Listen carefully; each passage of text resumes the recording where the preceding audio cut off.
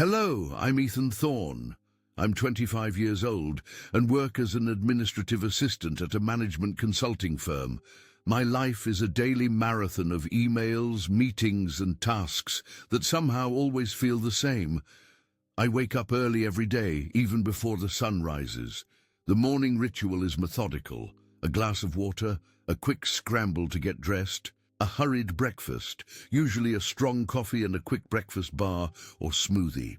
As the sun begins to light up Chicago, I take the L train, observing unknown faces and trying not to get lost in thoughts about the day ahead of me.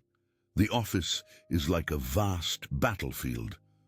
By 8:30 a.m., I'm already at my desk, surrounded by documents and spreadsheets that seem to multiply by the minute. The aroma of fresh coffee from the Keurig or Starbucks machine mixes with the sound of mechanical keyboards, and I lose myself in the routine. The truth is, no matter how hard I try, I feel like my professional life has stagnated. It's not just the routine that consumes me, it's the feeling that I'm merely following orders while the world around me continues to spin. Victoria Vance, my boss, is a force of nature. She enters the office like a hurricane, with her impeccable posture and a gaze that seems to pierce the soul. It's impossible not to admire her.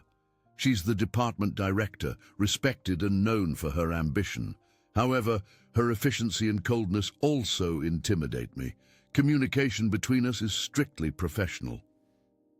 "Ethan, organize these reports for me by the end of the day," she used to say, and I would just nod, feeling a mix of respect and fear. Her dominating presence made me feel small, invisible. And yet, there was something about her that intrigued me.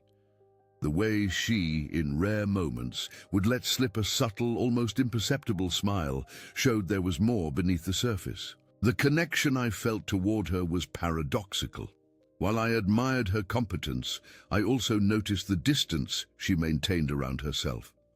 The loneliness that seemed to envelop her was palpable, and in moments of reflection, I wondered if she, like me, also struggled with her own insecurities.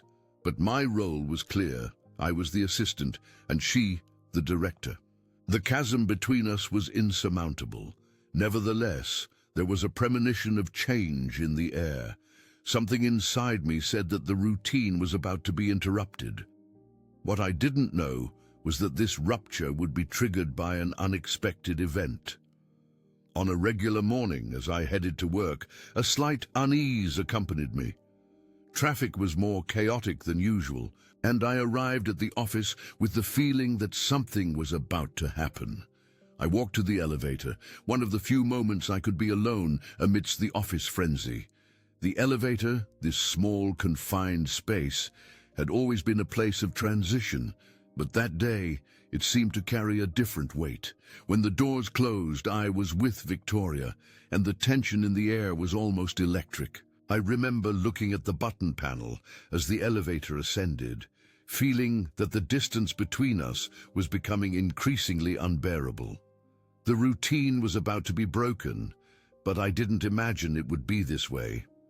When the elevator suddenly stopped, the lights began to flicker, and the first sensation I felt was claustrophobia. I looked at Victoria, who was beside me, with an expression of surprise and irritation. This cannot be happening, I thought, a cold dread hitting me. The formality that had always separated us now seemed like a fragile barrier, weakened by the unusual situation. "We'll have to wait," I said, but my voice barely sounded firm. What I didn't know was that this small incident would change everything between us. The elevator stopped, and I felt the weight of silence settling between us. Victoria turned to me, her eyes restless, but there was a spark of frustration. "I can't believe this is happening," she murmured, her tone mixing disbelief and a hint of anger. I could feel her tension. "We just need to wait a little," I replied, trying to stay calm, but the truth was, claustrophobia was starting to take hold of me too. The space was small, and the air felt heavy. As we waited, the seconds dragged on.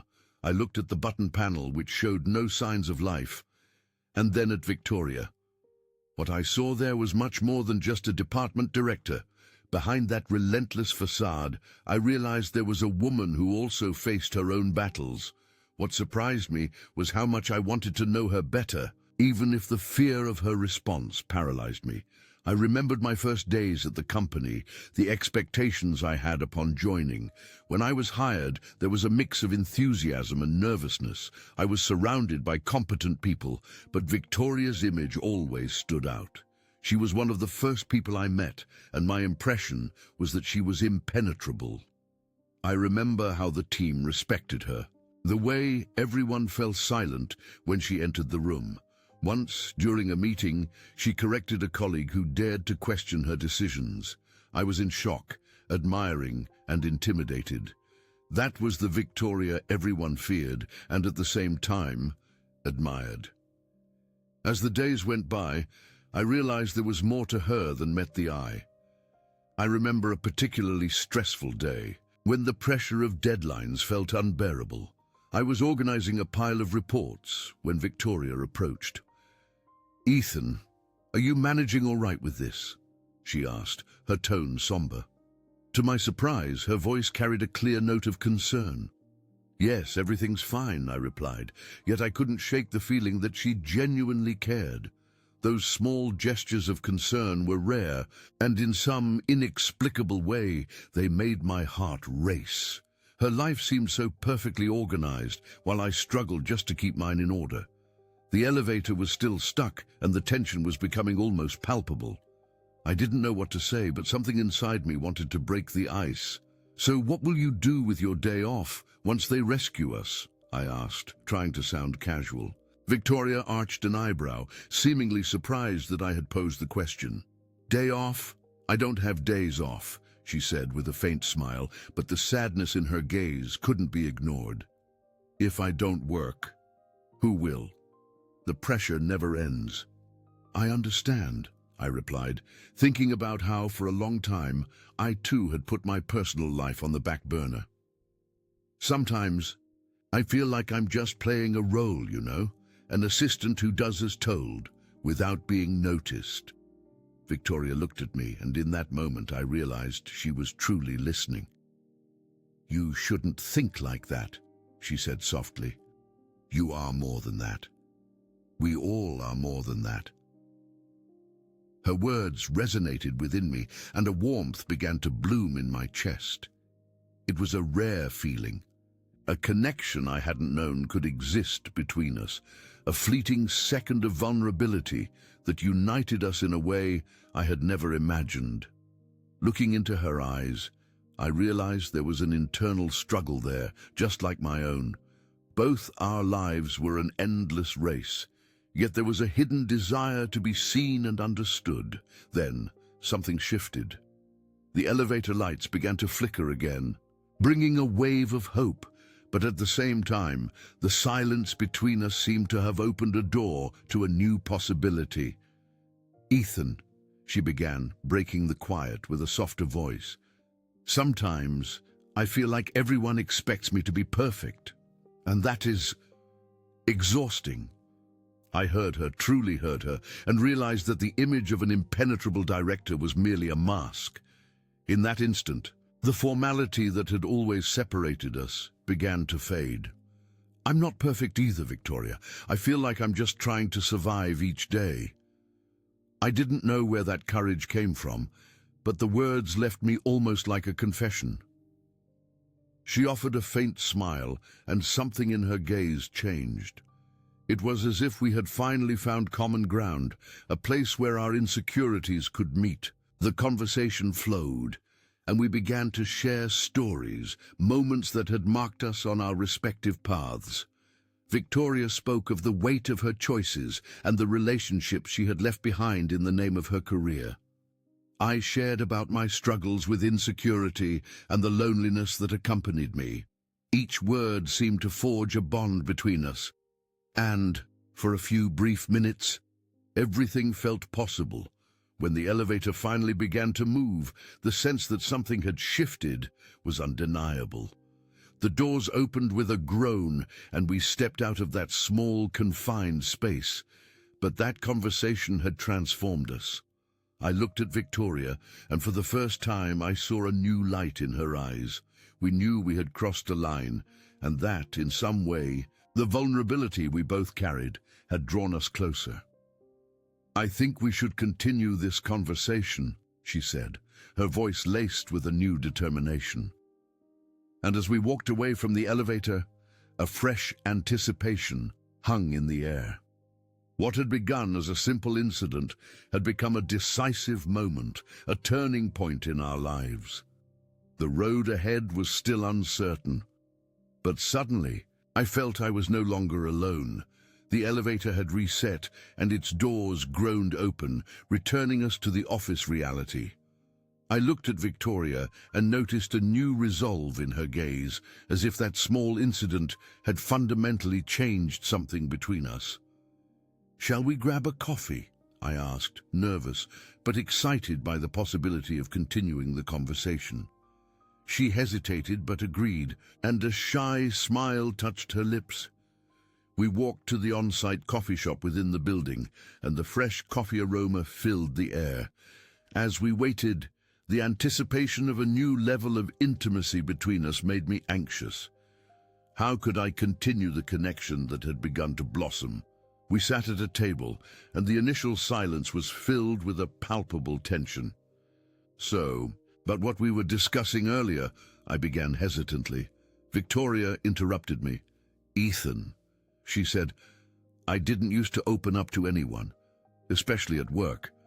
But you made me see that I don't need to be the perfect director all the time." Those words resonated deeply within me. I also struggled to be seen, and the loneliness we both faced now felt like a point of connection between us. "I understand," I replied, feeling my own vulnerability grow.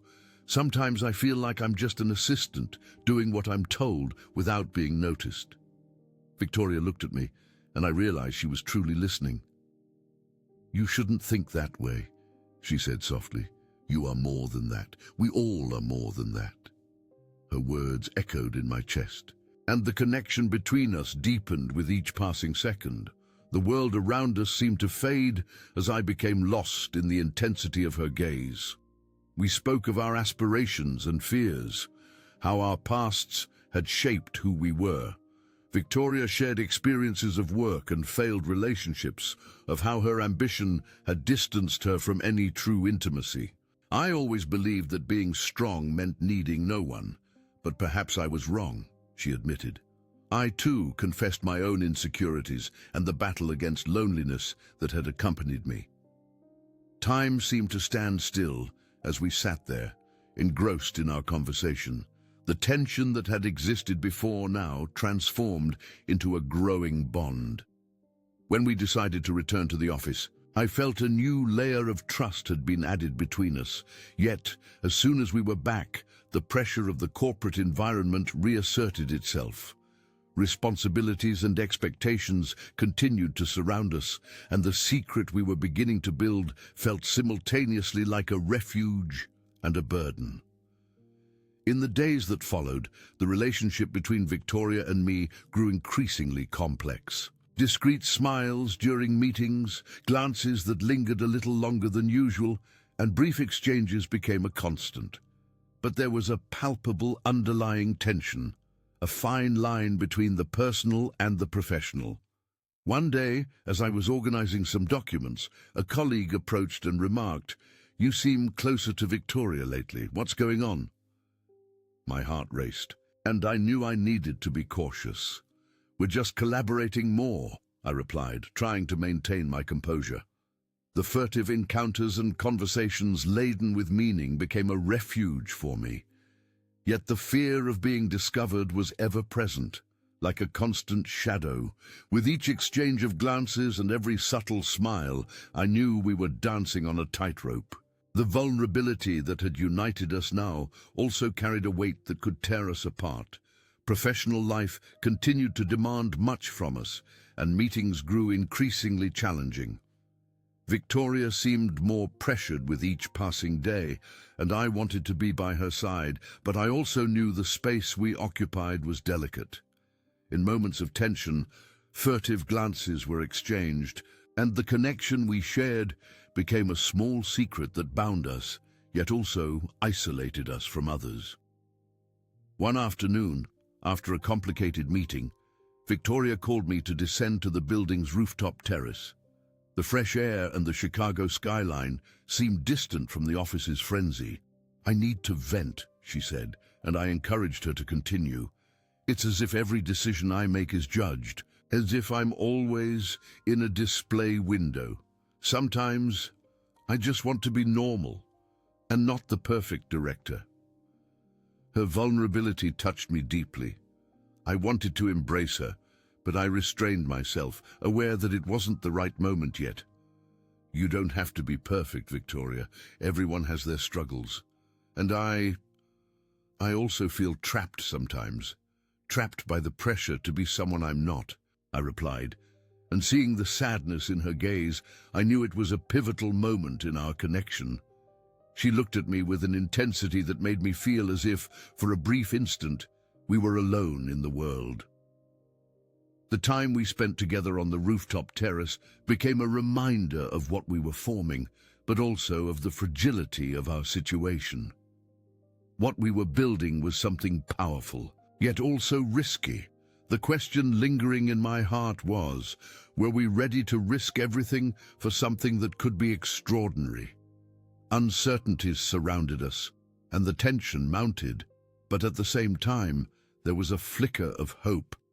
What had begun as a simple moment of vulnerability in the elevator was now transforming into something that could change our lives forever. The tension between Victoria and me was intensifying with each passing day.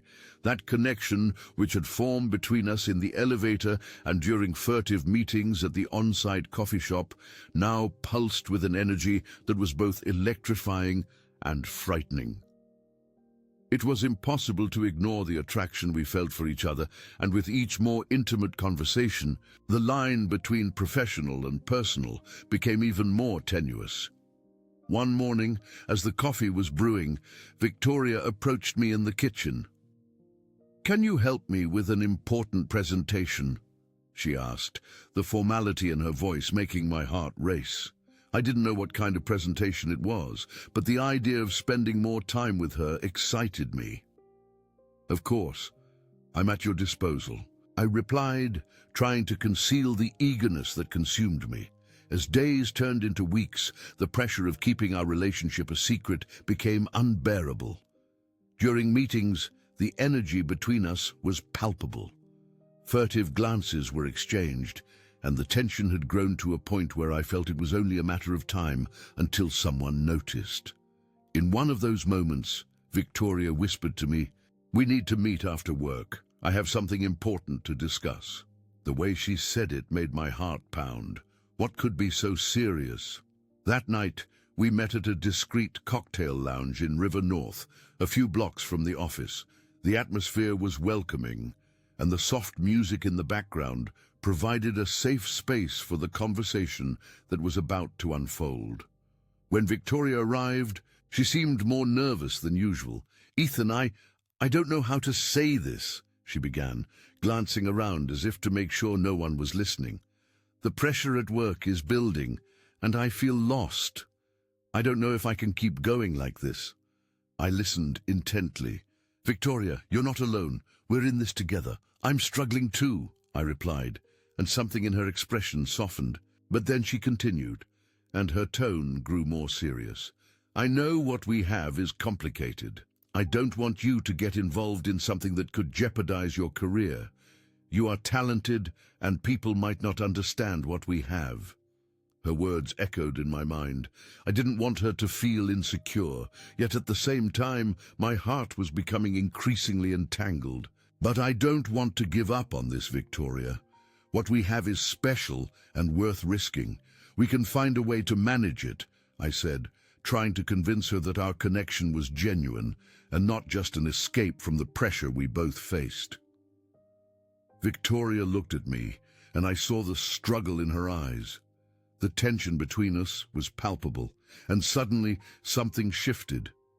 She leaned forward, and in a moment of courage, She took a step closer and kissed me. The kiss was soft, yet laden with meaning. It was an act of vulnerability, a moment when we set aside our worries about what the world would think of us. The warmth of her lips and the intensity of the moment dissolved all uncertainties. When we pulled apart, our faces were close, and a silent understanding passed between us. "We are doing this," I whispered, and Victoria nodded with a smile. However, reality was still present. We knew we needed to be cautious. What had just happened was wonderful, yet also risky. In the following days, the tension of the secret we shared became almost unbearable. Meetings became an emotional battleground, and every glance we exchanged carried a weight that felt overwhelming. It was difficult to maintain composure beside her, especially when the chemistry was so potent.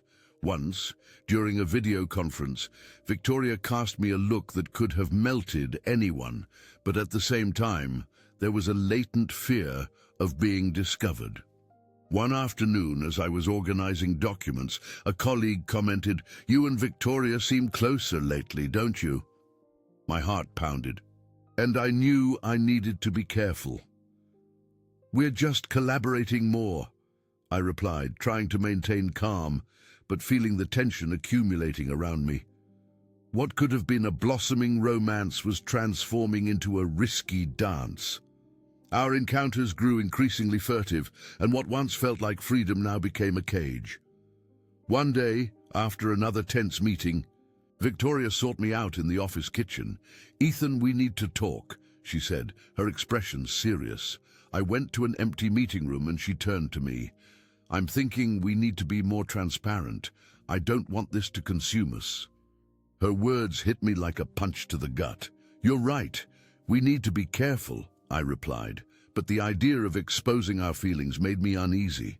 However, the pressure was mounting. A rumor began to circulate in the office about our relationship. I didn't know how to handle it. How could we protect what we had built? Victoria was visibly distressed. "Ethan, this could ruin everything," she said, her voice trembling. "I don't want you to get hurt because of this." The fear of losing our connection and what we had built began to consume my nights. I couldn't sleep, thinking about how the consequences of our relationship could affect both our careers. In a moment of impulse, I decided we needed to distance ourselves a bit, not because I wanted to, but because I thought it was for the best. "Victoria, maybe we should take a break," I suggested with a heavy heart. The expression on her face made my chest tighten. "A break? Ethan, do you want to end what we have?" The pain in her words was evident, and I realized it wasn't the solution I had hoped for. "That's not it. I just want us to be able to protect ourselves." She looked at me, and the sadness in her eyes made me hesitate. "If you think it's for the best, then I will respect your decision, but know that this isn't easy for me." At that moment, I realized that what we had was much deeper than either of us could imagine. The struggle for vulnerability and the courage to love were just beginning. So, we left the room, both aware that what was to come would be even more challenging than anything we had ever faced. After the tense conversation we had, the idea of taking a break hovered like a dark cloud over me. Separation seemed the only viable solution to avoid complications, but the pain of distancing myself from Victoria was almost unbearable. I felt torn between the need to protect what we had built and the ardent desire to be by her side. Throughout the following week, we tried to maintain formality, but the atmosphere carried a palpable tension. Every glance, every interaction seemed to resonate with the pain of the distance we were trying to impose. Meetings had become an emotional battlefield. Victoria's warmth, her very presence, was a constant distraction, pulling my focus from discussions and tasks.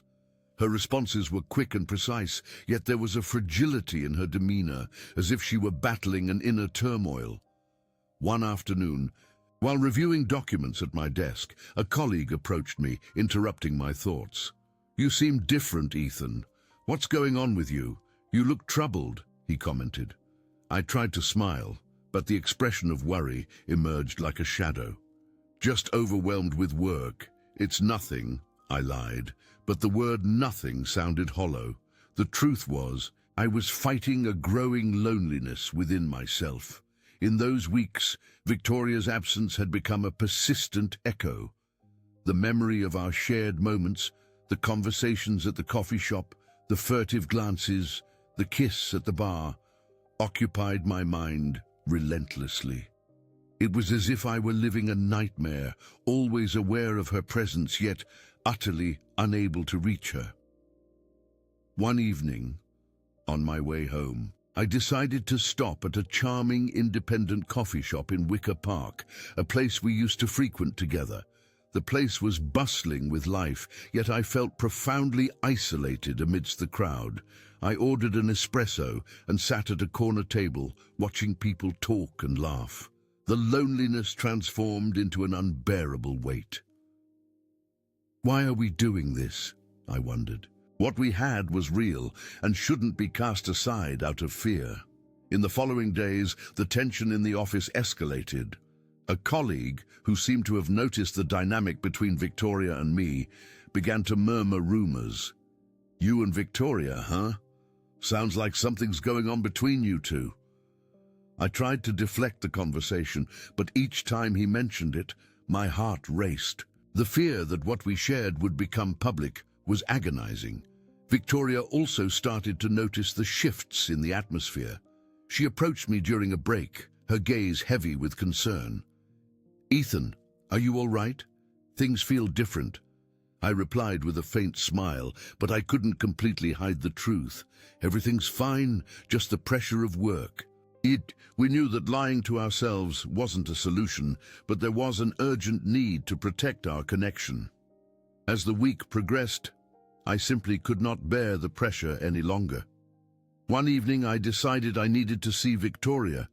I sought her out in her office and found her looking out the window, lost in thought. Victoria, I said, my voice soft yet firm. She turned, her gaze reflecting surprise and a small flicker of hope. Can we talk? We moved to a corner of the room, away from curious eyes. I am tired of pretending I feel nothing for you. What we have is special and should not merely be a secret, I declared. Victoria looked at me, her eyes full of emotion. I feel it too, Ethan. But the risks? We cannot simply ignore the consequences. Perhaps, but I do not want to live in constant fear. If we want this to work, we need to be true to each other. We cannot hide, I responded, feeling determination grow within me. What do you suggest? She asked, the vulnerability in her voice making me realize she was also willing to fight.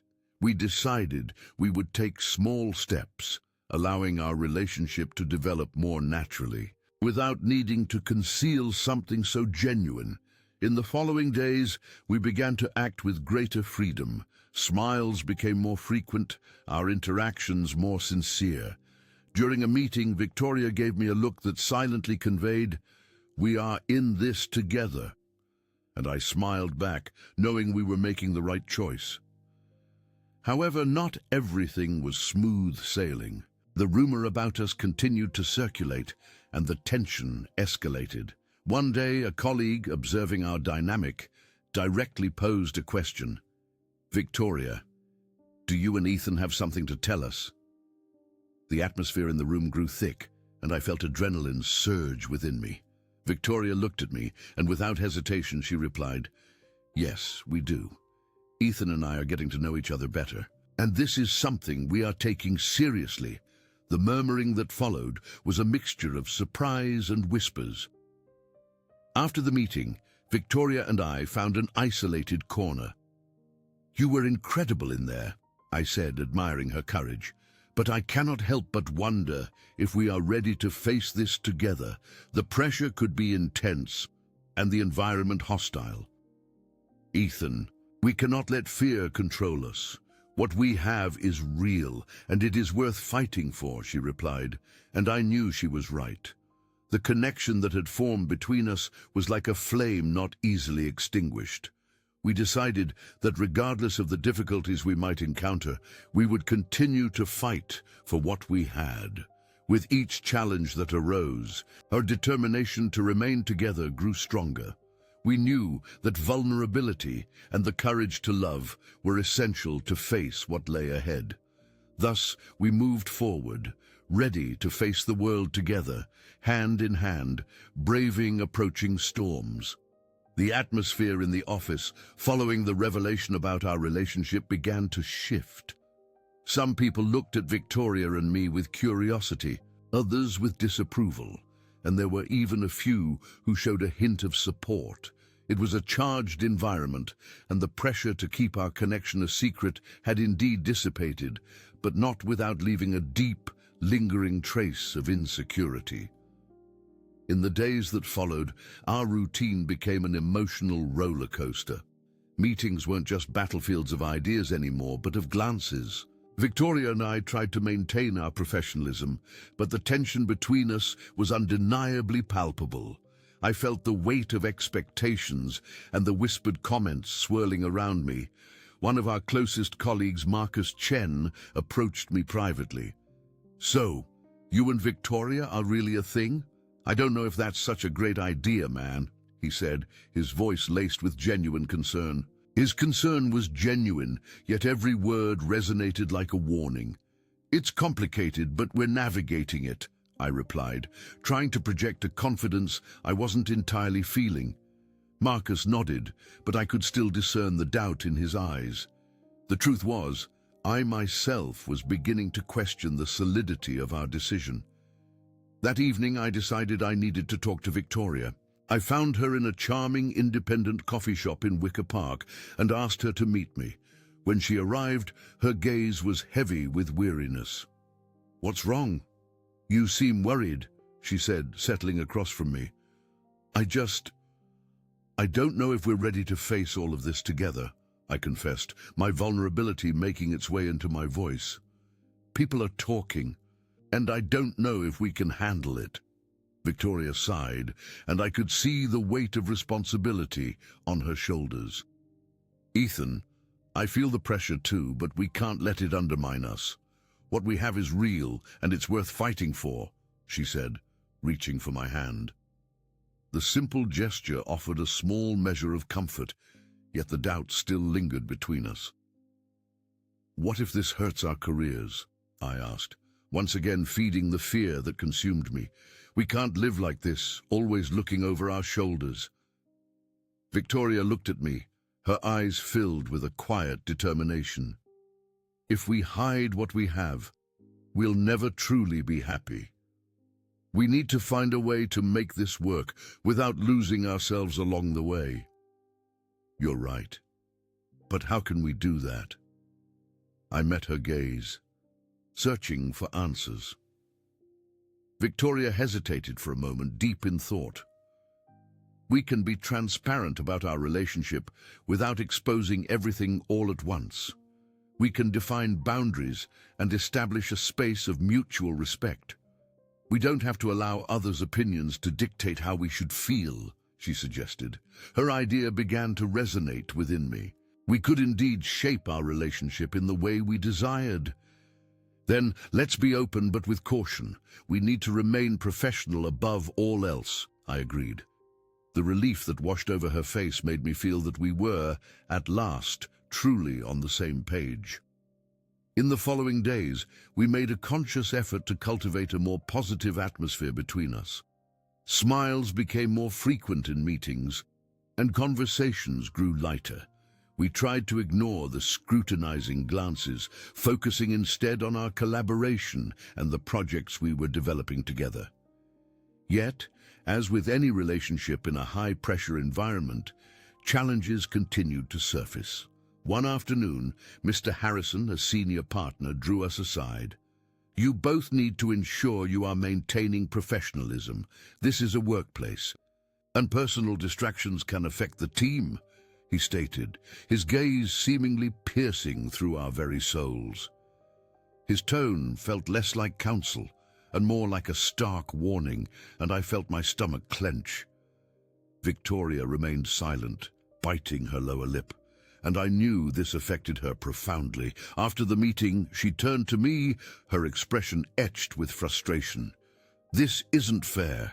We're here to work, not to be judged for being together," she confided, her voice trembling slightly. I encouraged her to take a deep breath, but the truth was, the pressure was relentlessly building, and we were at a loss for how to manage it. "We can overcome this," I offered, attempting to sound optimistic. "We just need to stand firm, regardless of what they say. What truly matters is what we feel for each other." Victoria looked at me, and the faint spark of hope in her eyes gave me a surge of strength. "Yes, but that doesn't mean it will be easy," she replied, and I could discern the anxiety in her voice. Over the subsequent weeks, we struggled to maintain our precarious balance. We attended team gatherings, carefully sidestepping any discussions about our relationship, but the underlying tension was perpetually palpable.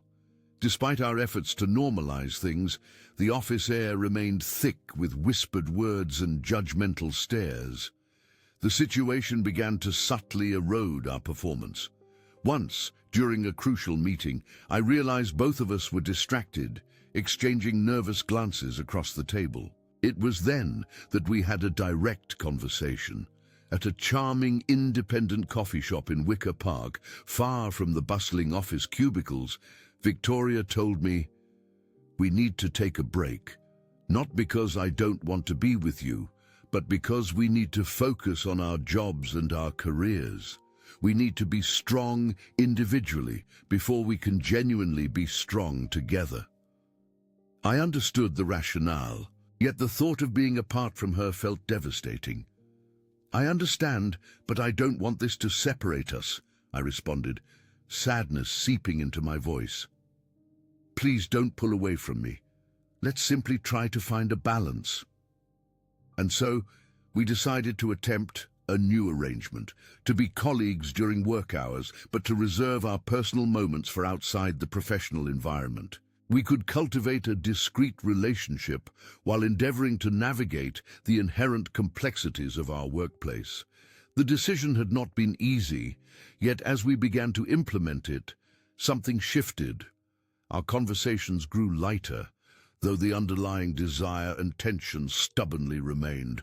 Our connection was a flame, and even if we had altered how we lived it, it still burned intensely. While far from ideal, there was a glimmer of hope that we could navigate this challenging phase and find a path that allowed us to grow both together and individually. One evening, while we were at a discreet cocktail lounge in River North, far from the daily grind, Victoria grabbed my hand. With a smile that brightened her entire face, she simply said, "I am still yours, Ethan. That has not changed." In that precise moment, I knew that regardless of what the future held, we were ready to face the upcoming challenges together. Weeks rolled by, and our relationship began to stabilize, despite the uncertainties of the workplace. Victoria and I became adept at separating our personal and professional lives, maintaining the necessary facade to avoid curious glances. Nevertheless, the pressure was a constant companion, and the weight of others' opinions built a tense atmosphere around us. One afternoon, after a particularly stressful meeting, I found Victoria in the office kitchen. She was preparing a Keurig coffee, and its comforting aroma brought a small sense of solace to my heart.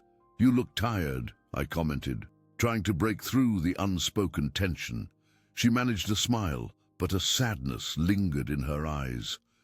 "The pressure is high, and sometimes I feel like I am losing control," she replied, her voice tinged with genuine concern. My chest tightened. "We are in this together. It is just a difficult phase," I told her, gently taking her hand. That simple touch made our eyes meet, and for a brief moment, the world around us completely faded away. "I know we can get through this," Victoria whispered, finally breaking the silence that had enveloped us. That night, we decided to meet at a cozy spot in Wicker Park, a place far removed from the office where no one would recognize us. The welcoming ambiance and soft music provided the ideal space for deeper conversations. As we toasted, a distinct sense of relief settled between us. "To us," I said, and Victoria smiled, her eyes shining with an emotion that felt both fragile and profound. As the wine flowed, we slowly began to open our hearts to each other. "Sometimes I wonder if we are doing the right thing," Victoria confessed, her gaze distant. "What if people simply do not accept our relationship?" I looked at her, realizing I was not the only one wrestling with doubts. If we are true to each other, we should not concern ourselves with what others think. What we feel is real, and that matters more than any opinion, I responded, trying to convey the certainty that was gradually taking root within me. Thus, our conversation delved deeper into our shared fears and insecurities. I spoke about how the fear of being judged made everything infinitely more complicated. Victoria, in turn, shared her own struggles with the facade of perfection she felt was necessary to maintain. As we talked, I recognized how remarkably similar we were, both battling the same internal storms. After a few glasses, we started laughing about the odd situations at work. "Remember that time you spilled coffee all over the boss's report?" She laughed, and I joined in, recalling the horrified expression on our supervisor's face. Our connection felt stronger, and despite the looming challenges, I clung to a flicker of hope. However, a few weeks later, I noticed Chloe Davis, our colleague, observing us closely. After a meeting, I gathered my courage and approached her. "Do you have something you want to say?" I asked. Chloe hesitated, but then she said, "I'm worried about you two. I just hope this doesn't affect your work." Her words felt like a caution, yet I sensed genuine concern beneath them. Later, I mentioned the conversation to Victoria. She expressed concern about us, about how this might impact our work. Victoria's expression grew serious. "I knew this could happen," she responded, "but we need to stay focused and keep doing our best." "We'll do it together," I said, taking her hand. "I believe we're stronger together, and this won't break us. What we need is the courage to simply be ourselves." Victoria smiled, and the light in her eyes made me feel we were ready to face whatever came next. And so we continued our journey, navigating uncertainties with love and courage as our guides. The future remained unknown, yet we were determined to face it hand in hand, ready to cherish every moment together.